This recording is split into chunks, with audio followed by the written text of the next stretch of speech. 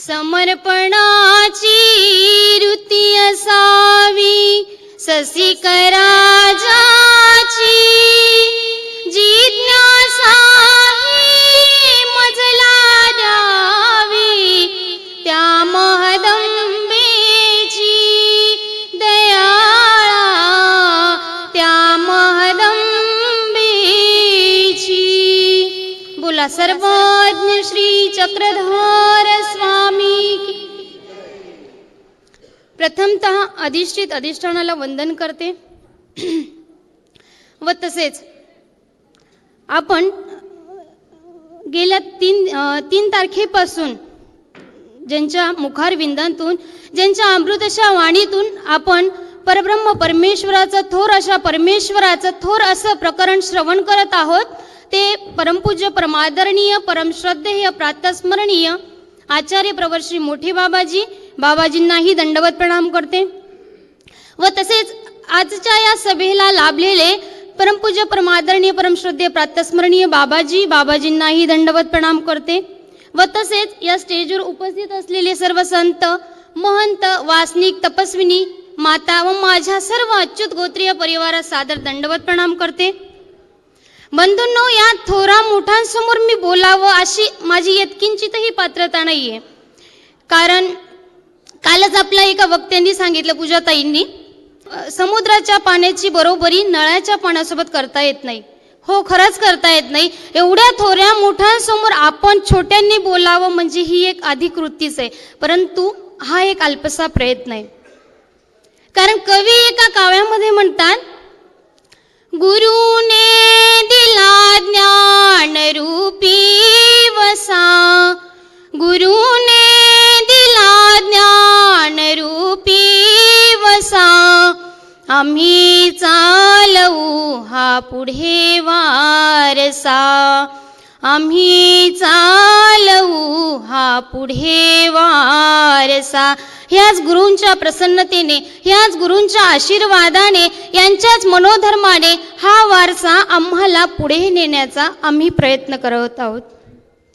आणि हे मोठे व्यक्ती असतात ना, ह्या मोठ्या व्यक्तींना लहान व्यक्तींचं कौतुक बघावंसं वाटतं आणि म्हणूनच त्यांना मोठं म्हणता येतं आणि म्हणूनच ते मोठे असतात। सर्व लहानांचं काही गुण असतील, दोष असतील, ते त्यांच्या पोटामध्ये सामावले जात असतात आणि म्हणूनच ते मोठे असतात।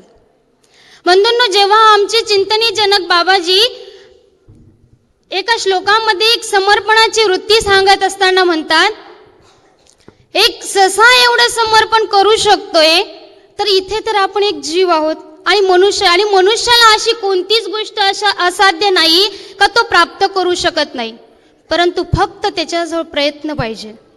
आमचे स्वामी एका सूत्रामध्ये सांगतात, बाई, पुरुष प्रयत्नी दैवाचे साह्य, जिथे तू प्रयत्न करशील ना तिथे मी नक्कीच तुला साह्य केल्याशिवाय राहणार नाही। फक्त तू उभा टाकलासीच पुरे, सिद्धी ते येथोनेच नेई जेल की। आणि तू फक्त उभा राहा आणि उभा राहिल्यानंतर जर तुला साह्य जर झालं नाही तर तू बोलूच नको। म्हणून आपल्यालाही त्या सशासारखं समर्पण करता आलं पाहिजे आणि केलं तर नक्कीच आपल्याला साह्य होईल। जेव्हा समर्पण करायचं असतं ना, तेव्हा माणसाला वेडं व्हावं लागतं। कारण जेव्हा शिवाजी महाराजांचे मावळे वेडे झाले होते ना, तेव्हा त्यांचा इतिहास निर्माण झाला। जेव्हा ते वेडे झाले होते, कशामध्ये? समर्पणामध्ये, तेव्हा त्यांचा इतिहास निर्माण झाला होता। आणि जेव्हा आमचे आचार्य, प्रथम आचार्य धर्मासाठी वेडे झाले होते, एका देवासाठी वेडे झाले होते, तेव्हा आज आमचा नव्याने महानुभाव पंथ निर्माण झाला। म्हणून वेडं व्हावं लागतं, त्या समर्पणामध्ये वेडं व्हावं लागतं, त्याच्यामध्ये गुंतावं लागतं, तेव्हा कुठे काहीतरी साध्य केल्यासारखं होतं। आणि म्हणून आपणही असं समर्पण करण्याचा प्रयत्न केला पाहिजे। बंधूंनो, जेव्हा द्रौपदीचं वस्त्रहरण होत होतं आणि ती जेव्हा जीवाला समर्पण झाली, तेव्हा तिच्याकडे कोणीही डुकवून बघितलं नाही। मग ते तिचे पती असतील, गुरु द्रोणाचार्य असतील, भीष्म पितामह असतील, परंतु तिच्या साह्याला कोणीच आलं नाही। जेव्हा तिने भगवंताला हाक मारली आणि हाक मारल्यानंतर तो भगवंत एका क्षणामध्ये तिच्या जवळ धावून आल्याशिवाय राहिला नाही. ही महत्व फक्त समर्पणामध्ये आहे. आणि तेच समर्पण आता आपल्याला करता येत नाही. कारण आता हे युग म्हणजे हे कसं झालेलं आहे, सायन्सचं युग आलेलं आहे. आणि सायन्सच्या युगामध्ये माणूस हा धर्माचा वेगळा होत चाललाय. आणि धर्माच्या वेगळा होत गेल्यानंतर तो समर्पण तर काय, दुसरा देवधर्माच्याही तो निकट राहिलेला नाही. बंधूंनो, आपल्यालाही समर्पण करता आलं पाहिजे.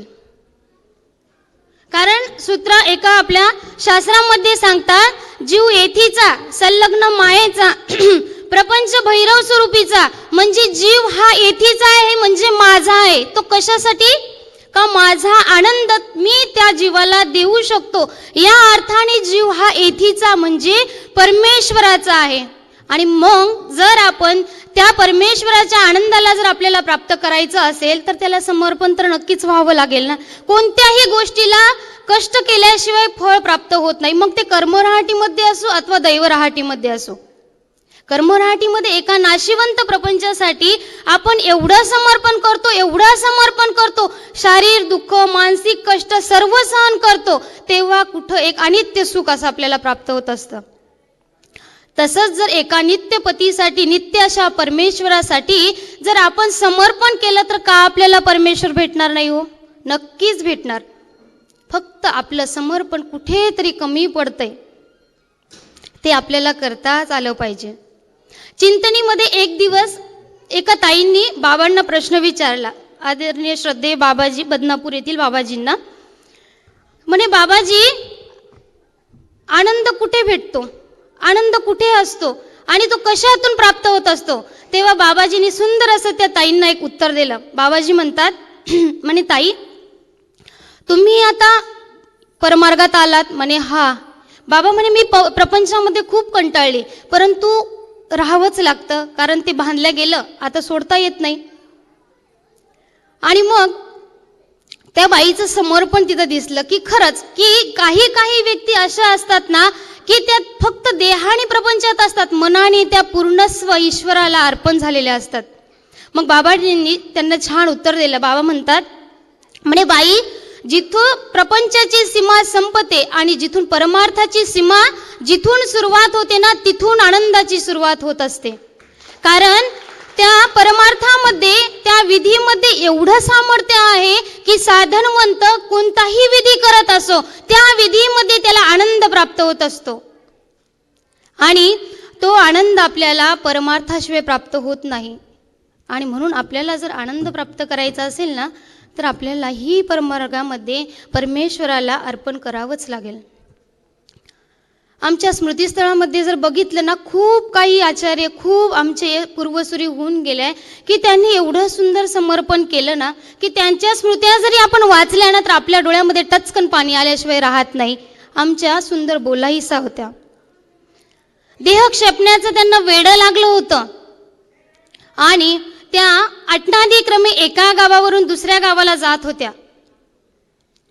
आणि असं करत असताना बीड जिल्ह्यामध्ये पैठण गावामध्ये पोहोचलेल्या बोलाईसा ह्या देहानेही सुंदर, दिसायलाही सुंदर, कर्तृत्वानेही सुंदर, मनानेही सुंदर असणारी ही सुंदर बोलाईसा पैठण या गावामध्ये पोहोचली. आणि पैठण गावामध्ये पोहोचल्यानंतर त्या गावामध्ये धाडी आल्या.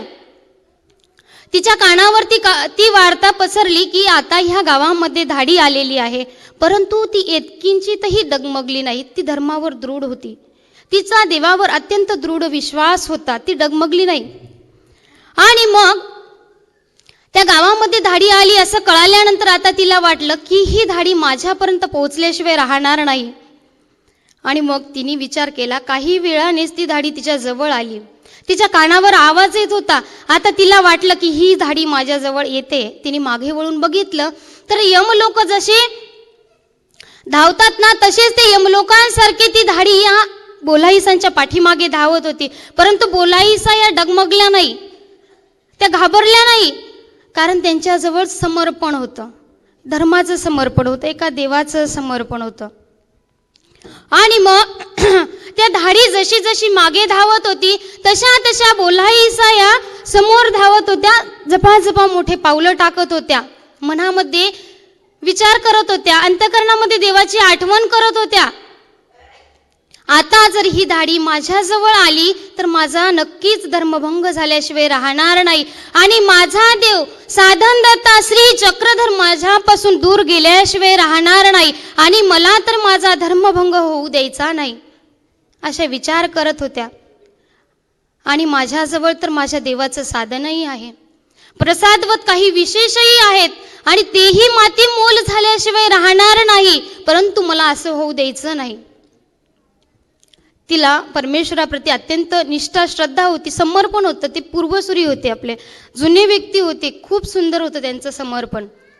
आणि मग थोड्या अंतरावर गेल्यानंतर बोलाईसांना विहीर दिसली. विहीर दिसल्यानंतर बोलाईसांनी काहीही विचार केला नाही. ती विहीर दिसल्यानंतर त्यांना आनंद झाला. कारण का की माझ्या धर्मरक्षणाची जागा आता मला दिसली, म्हणून त्यांना आनंद झाला. बंधूंनो, आपल्याला जर असा प्रसंग आला, आपल्याला जर असे काही विहीर वगैरे दिसली तर आपल्याला आनंद होईल का? होणार नाही, कारण आपलं तेवढं समर्पणच नाही ना. बोलाईसांचं समर्पण खूप होतं, त्यांना आनंद झाला. त्यांना असं वाटलं आता मी माझा देह रक्षण करू शकेल, ह्या विहिरीमध्येच करू शकेल. म्हणून बोलाईसा जवळ गेल्या, विहिरीच्या जवळ गेल्या, काहीच विचार केला नाही, उडी घातली. उडी घालताना म्हणतात देव श्री चक्रधर म्हणून उडी घातली आणि आपला जीव ईश्वराच्या अधीन केला, देह मातीच्या अधीन केला. आणि गतप्राण झालेल्या बोलाईसांची वार्ता गुरुकुळामध्ये कळाली. गुरुकुळामध्ये कळाल्यानंतर भट्टोबासांना खूप दुःख झालं. काय एवढी धर्मनिष्ठ असणारी स्त्री आज आपल्यातून नाही, आपल्यामध्ये नाही, म्हणून दुःख झालं. मग आता भट्टोबासांनी काही गुरुकुळांना तपास करण्यासाठी पाठवलं. शोधणी केल्यानंतर त्या विहिरीमध्ये प्रसादवत काही विशेष भेटले, वस्तू प्राप्त झाल्या, परंतु बोलाईसांच्या देहाचं एक हाड देखील त्या विहिरीमध्ये सापडलं नाही. फक्त बंधूंनो, हे समर्पण महत्वाचं आहे बघा. तिने काय केलं होतं? फक्त समर्पण. आणि त्या समर्पणामुळेच देवानी, परमेश्वरानी तिच्या त्या देहासहित तिला पुनसंबंधाला प्राप्त केलेलं होतं. म्हणजे बघा किती सुंदर समर्पण आहे. जिथं समर्पण असेल ना, तिथे साधनदाता माझा देव श्री चक्रधर आपल्याला न्यायला आल्याशिवाय राहणार नाही. म्हणून आपल्यालाही बोलाईसांसारखं समर्पण आपल्यामध्येही उतरवता आलं पाहिजे. थोडंसं अजून स्मृतिस्थळामध्ये जर आपण आमचे केशराज बास दिसतात. केशराज बासांचंही अत्यंत सुंदर असं समर्पण होतं. केशराज बास अत्यंत तरुण अवस्थेमध्ये होते आणि त्या तारुण्य अवस्थेमध्येच केशराज बासांना बोध झाला होता. आणि बोध झाल्यानंतर बोधासरीशीच भट्टोबासांच्या पाठीमागे निघून गेले. काहीच विचार केला नाही. एक तरुण स्त्री होती, आई वडील होते, घरची जबाबदारी होती, परंतु कसलाही विचार केशराज बासांनी केला नाही. त्यांनी फक्त आता त्यांना प्रपंचाची अनित्यता कळत होती आणि परमेश्वराची नित्यता केशराज बासांना दिसत होती. त्यांना कळालं होतं आता जर मी याच्यामध्ये राहिलं तर मला नरकात गेल्याशिवाय माझी गती कुठेही उरणार नाही. आता मला ह्या अनित्य अशा प्रपंचामध्ये सुख मिळत नाही आणि मला आता ह्या अनित्य अशा प्रपंचामध्ये मला राहायचंही नाहीये. मला आता माझा देह माझ्या नित्य अशा परमेश्वराला अर्पण करायचं आहे. म्हणून आता केशराज बास भट्टोबासांच्या समवेत निघाले, अनुसरले. काही काळाने केशराज बासांच्या आई वडिलांना ही वार्ता कळाली. अत्यंत दुःखी मनाने केशराज बासांचे आई वडील गुरुकुळामध्ये आले. आल्यानंतर आता भट्टोबासांकडे ते अत्यंत क्रूर वासनेने बघत होते आणि मग केशराज बासांना म्हणतात, केशवा आता तू आपल्या घरी चाल, कारण तुझी पत्नी तुझी वाट बघते, घर तुझं वाट बघतंय. केशराज बास म्हणतात, बाबा मी काही येणार नाही, आता मला तुमच्यामध्ये अजिबातही गोडी येत नाही, मला तुमच्या घरी यायचं नाही. केशराज बासांनी आपल्या आई वडिलांना परत पाठवलं आणि मग आई वडिलांनी विचार केला आता हा आपल्यासोबत आला नाही म्हणजे आता याला याच्या शास्त्राने याच्या धर्मानेच याला हरवायचा प्रयत्न केला आणि मग या तरी याच्याने केशराज आपल्या घरी येईल असा प्रयत्न करत होते. दुसऱ्या दिवशी एक ब्राह्मण लोकांना पाठवलं. त्यांना सांगण्यात आलं की केशराज बासांजवळ तुम्ही चर्चा करा आणि चर्चेने त्यांना हरवा आणि हरवल्यानंतर त्यांना आपल्या घरी पुन्हा घेऊन या. परंतु आपलं शास्त्र काही एवढं कमी आहे का? केशराज बासांना माहीत होतं. केशराज बास म्हणले ठीक आहे, पाठवा तुम्ही. ब्राह्मण पाठवताय का? ब्राह्मणांनाही पाठवा. त्यांना माहीत होतं परमेश्वर अनंत आहे, परमेश्वर अनंत आहे, परमेश्वराचं शास्त्र हे अनंत अमूर्त आहे आणि जे काही अन्यत्र आहे ते ईश्वरी आहे. ईश्वरी अति ते अन्यत्र नाही. जे माझ्या देवाच्या शास्त्रामध्ये आहे ते अन्यत्र कुठेच नाही, तर मला कसे काय हरू शकतील? अत्यंत दृढ होते आपल्या शास्त्रावर, आपल्या धर्मावर. केशराजबास डगमगले नाही. दुसऱ्या दिवशी ब्राह्मण लोक आले. चर्चा सुरू झाली. पहिल्याच प्रश्नामध्ये केशराजबासांनी त्या ब्राह्मणांना हरवलं. हरवल्यानंतर ब्राह्मण लोक खाली मान घालून निघून गेले. आता शेवटचा उपाय राहिला होता, तो म्हणजे पत्नी. आता कोणाकडून हरवल्या जातील? ते म्हणजे पत्नीकडून आता हरवल्या जातील. बंधूंनो, 4 हट्ट आहे. बाल हट्ट, स्त्री हट्ट, राज हट्ट आणि जोग हट्ट, असे 4 हट्ट आहेत. मग आता केशराजबासांच्या पत्नीला पाठवण्यात आलं. केशराजबासांच्या पत्नीने बळजबरीने केशराजबासांना घरी नेलं. घरी नेल्यानंतर एका खोलीमध्ये दोघांना कोंडण्यात आलं. कोंडल्यानंतर केशराजबास खाटीवर झोपायचे. केशराजबास झोपल्यानंतर त्यांची पत्नी त्यांच्याजवळ यायची आणि त्यांच्याजवळ झोपायची. केशराजबास पुन्हा खाली उतरायचे, खाली झोपायचे. त्यांची पत्नी खाली यायची, त्यांच्याजवळ झोपायची. 7 अहोरात्र केशराजबासांच्या डोळ्याला डोळा लागला नाही. बंधूंनो बघा, एका विषयाच्या खोलीमध्ये राहून, एका विषयाच्या सोबत राहून आपल्या देहावर, आपल्या मनावर, आपल्या इंद्रियांवर किती विजय असावा त्या पुरुषांचा, किती समर्पण असावं त्यांचं. आणि रात्रभर जागरण करून दिवसा पहाटे लवकर उठून गंगेच्या तीरी जात असत आणि तिथे देवाला आठवायचे, स्मरण करायचे, भिक्षाविधी सारायचे आणि भिक्षाविधी सारल्यानंतर तिथेच भोजन करायचे आणि देवाला आठवण्याचा प्रयत्न करत होते. त्यांना काय प्रयत्न? त्यांच्या अंतर्मनामध्ये, तनामनामध्ये देवच भरलेला होता. आणि रजातून 2 गोष्टींची निर्मिती होते बंधूंनो. रजातून गुणाचीही निष्पत्ती होते आणि रजातून वाईटाचीही निष्पत्ती होते. केशराजबास गंगेतीरी बसायचे. आता एक जीव आहे आणि जीव हा विकाराचा वेगळा केवळाही झालाची नाही. काही मनामध्ये येत असतील, परंतु केशराजबासांनी तेही मनात येऊ दिलं नाही. केशराजबासांनी तिथे माझ्या देवाला आठवण्याचा प्रयत्न केला आणि देवाला आठवलंच नव्हे तर तिथे बसून रत्नमाला स्तोत्र नावाचे ग्रंथ निर्मिती केली. बंधूंनो बघा, किती त्या पुरुषांचं समर्पण आहे. एका विषयाच्या जवळ राहून एका ग्रंथाची निर्मिती करणं म्हणजे काही सोपी गोष्ट आहे का? आपल्याला साधं आपल्या आईवडिलांकडे गेलं तर आपल्याला मळीनत्व येतं, शास्त्र विसरून जातं, लक्षात राहत नाही, वचनही आठवत नाही. तर त्यांनी एका खोलीमध्ये राहून, एका विषयाच्या सोबत राहून त्यांनी एक ग्रंथ निर्मिती केली. म्हणजे किती पूर्वसुरी आपले सुंदर होती, किती त्यांचं समर्पण सुंदर होतं. आमच्या हिराईसा होत्या भट्टोबासांची शिष्या होत्या. त्या कर्मराहाटीमध्ये होत्या, वासनिक बोधवंत होत्या, परंतु अत्यंत निष्ठा, अत्यंत श्रद्धा त्यांच्यामध्ये होती. आणि अत्यंत श्रद्धा असणारी हिराईसा एकुलती एक कन्यारत्न होती. हिराईसा ही देखील बोधवंत होत्या, वासनिक होत्या. त्या देहाने केशराजबासांसारखंच देहाने त्या फक्त प्रपंचात होत्या, मनाने संपूर्णत्व त्या अनुसरलेल्या होत्या. परंतु काही कारणास्तव अनुसरून घेऊ शकत नव्हत्या, काही अडचणी असतील. आणि मग एके दिवशी हिराईसांना भेटायला गुरुकुळ म्हणजे भट्टोबास काही परिवार समवेत घेऊन आले. घेऊन आल्यानंतर हिराईसांचं लक्ष आपल्या मुलीकडे नव्हतं आणि मुलीची तब्येत त्या दिवशी अत्यंत खोमावली गेलेली होती, परंतु तिच्याकडे लक्ष नव्हतं. भट्टोबास आले, सर्व गुरुकुळ आलं, त्यांच्याच तयारीमध्ये ती मग्न होऊन गेली. तिला वाटायचं की माझ्या देवाचं साधन माझ्या दारी आलंय, जर याची अवहेलना झाली तर मला देव कधीच माफ करणार नाही. तिने तिच्या मुलीकडे कसलंही लक्ष दिलं नाही. बंधूंनो, संपूर्ण तयारी झाली, स्वयंपाक झाला, आता वाढायला सुरुवात केली.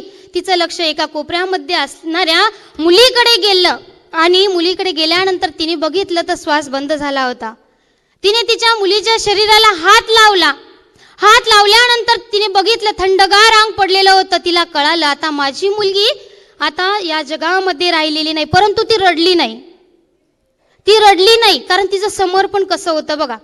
कारण तिला माहीत होतं हे अनित्य आहे, कधीतरी मी हिला सोडून जाणार, तीही मला सोडून जाणार, परंतु माझ्या देवाचं जे काही साधन आलेलं आहे ना ते माझ्या परमेश्वराचं आहे ना, ते नित्य आहे. आणि त्यांची जर मी अवहेलना केली तर मला कुठेही जागा मिळणार नाही. ह्या विचारामध्ये हिराईसा वाढत होत्या. भट्टोबासांना ही गोष्ट कळालेली होती, कारण भट्टोबासांना काही कळायचं. आणि मग कळाल्यानंतर आता भट्टोबास मुख्य सर्वांचं जेवण झालं. जेवण झाल्यानंतर हिराईसांचंही जेवण झालं, हिराईसांनीही जेवण घेतलं. आणि मग जेव्हा भट्टोबास गुरुकुळामध्ये गेले तेव्हा प्रशंसा करतात की दृढत्व असावं ते हिराईसांसारखं असावं.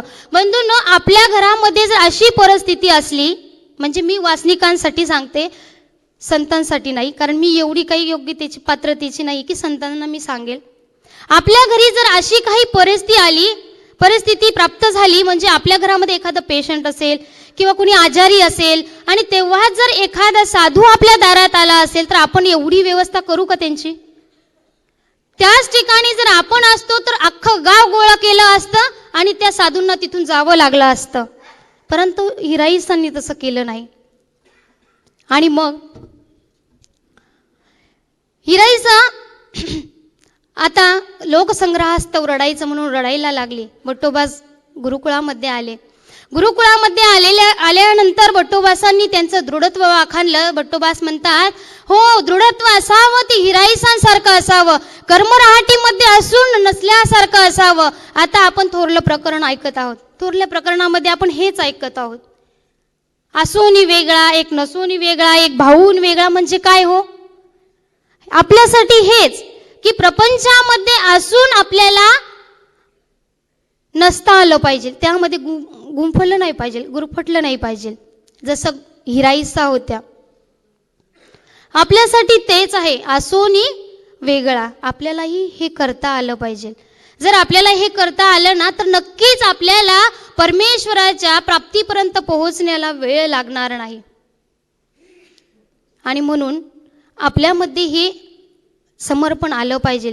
आपण जर चरित्रामध्ये जर बघायला गेलं ना, खूप लोकांचं समर्पण दिसतं, खूप सुंदर समर्पण दिसतं. डांगरेशांचं समर्पण जर आपण बघितलं ना, अत्यंत सुंदर असं समर्पण आमच्या डांगरेशांनी केलंय.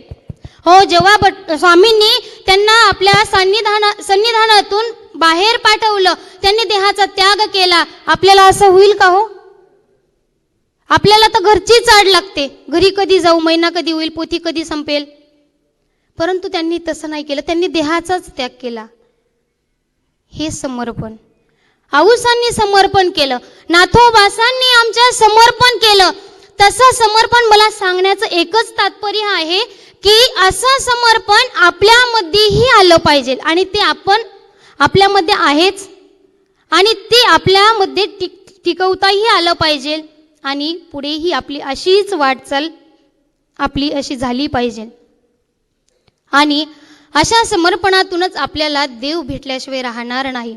आणि हे समर्पण आपण करतच आहात आणि आपण करणारच, अशी मी ईश्वराला प्रार्थना करते. व परमेश्वराने आम्हालाही आमच्याकडूनही अशा पूर्वसुरींसारखं आमच्यामध्येही असं समर्पण करण्याची ताकद द्यावी, अशी मी ईश्वरचरणी प्रार्थना करते. व काही चूकभूल झाली असेल किंवा मी हे बोलली ते संतांसाठी नव्हे तर एका वासनिकांसाठी बोलली, माझ्याकडून काही अधिकृती झाली असेल तर क्षमा करावी. एवढे बोलून मी माझे 2 शब्द संपविते. व तसेच आमच्या महिलांना ज्यांनी बोलण्याचं धाडस दिलं त्या संयोजकांचेही मी आभार मानते व माझ्या लांबलेल्या शब्दांना पूर्णविराम देते. दंडवत प्रणाम. जय श्री चक्रधर.